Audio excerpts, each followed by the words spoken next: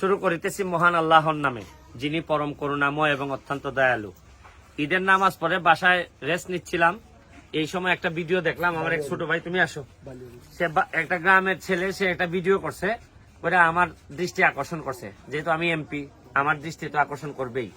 কি কারণে এই ঘরটাকে নিয়ে সে একটা ভিডিও করছে, তা আমি দেখে আমি চলে আসছি। আমার কাছে মনে হয়েছে যে এমপি হয়ে যে মানুষগুলার কষ্ট, এগুলার জন্য তো একেবারে ঋণী হয়ে যায় আমি, যে এদেরকে যেন কোনোভাবেই যেন কষ্ট থেকে মুক্তি দেওয়া যায়, এটার চেষ্টা করাটা আমার এমপি হিসাবে দায়িত্ব। আবার দেখেন, উনি আমার এলাকার, আমি এমপি হয়ে ঈদের আনন্দটা কেমনে করি, যেখানে উনার এইরকম বাজে অবস্থা। আপনাদেরকে উনার অবস্থাটা দেখাই। উনার 3টা মেয়ে আপনার ছিল না? আপনার কাছে আসো। আপনার জামাই মারা গেছেন কবে? কত বছর হইতে পারে আন্দাজে? 20 বছর হইব। এবার মেয়ে কয়জন আপনার? বিয়া দিলাইছেন নি? আপনি এখানে একলা থাকুন? একলা ফুরি আছে? ইলা আছে নি? তার লুইতা হয় না আপনি? আচ্ছা দেখি, আইন আপনার ঘরের অবস্থা দেখি, দেখি এখানে আইন গো, আপনি আইন গো, আপনি। হ্যাঁ হ্যাঁ, এই যে ঘরের অবস্থাটা, এখানে তো বৃষ্টিতে পানি পড়ে না? আপনারা তখন কেমনি সময়? বৃষ্টির সময় হইলে অন্য করে যান গিয়া। আপনারা এই অতদিন দিন সাহায্য টাহ্য কুস্তা পাইছেন না?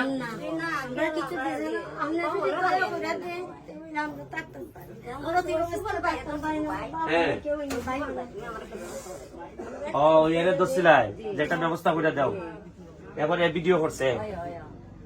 আচ্ছা আও দেখি, আও এখানে দাও, দেখি আও,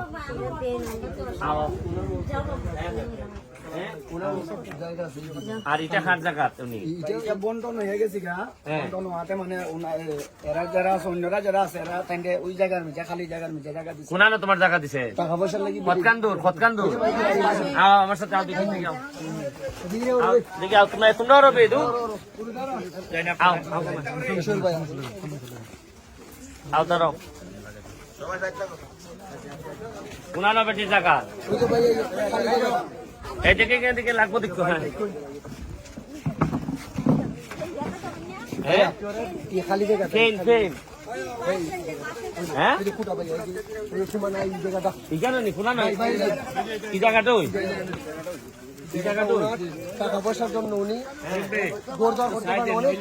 এই জায়গাটাতে ওনার আছে, কিন্তু টাকা পয়সার জন্য ঘর করতে পারে ওনার যে 3 মেয়ে। আর কেন তোমার আরেক মেয়ে কই? মানুষের করে ও কাজ কাম করে খায় না, আগলা কই জেলা কই গো আছে এটা ইলাইন টাকা থাকে, টাকা থাকে, এরা কোনো সাহায্য করতে পারে না, মনে কাজ করে খায়। আর তুমি কি তা করো? কাজ করে খাও। আচ্ছা ঠিক আছে, যেহেতু আমার কাছে এটা ফাইন্ড আউট হয়েছে, আমি চেষ্টা করতেছি তোমারে খালকের থেকে এখানে ছোট করে তোমার সুন্দর করে একটা ঘর বানাই দেওয়া হইব, বুঝছো নি? এই এটা তুমি নুরুল আর উনারে লইয়া আমি খালকে তোমারে বরাদ্দ দিমু, দিলে পরে একটা সুন্দর ভাবে শালীন ভাবে যেন থাকতে পারে, এরকম সরকারি ঘর যেভাবে থাকে এরকম একটা ঘর তারা বানাই দিবে।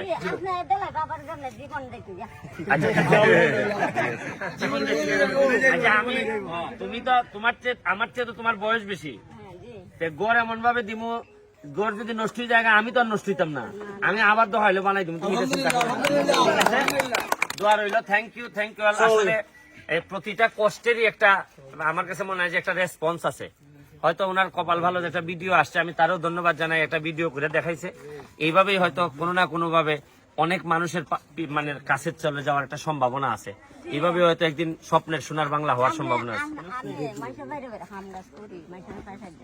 না ঠিক আছে, এখন ঘরটা হইলে পরে তো জায়গাটা তো টাকার জায়গা হইব। আমার একটা রিকোয়েস্ট ভাই, আমার বাইটারে টমটমের থ্যাংক ইউ।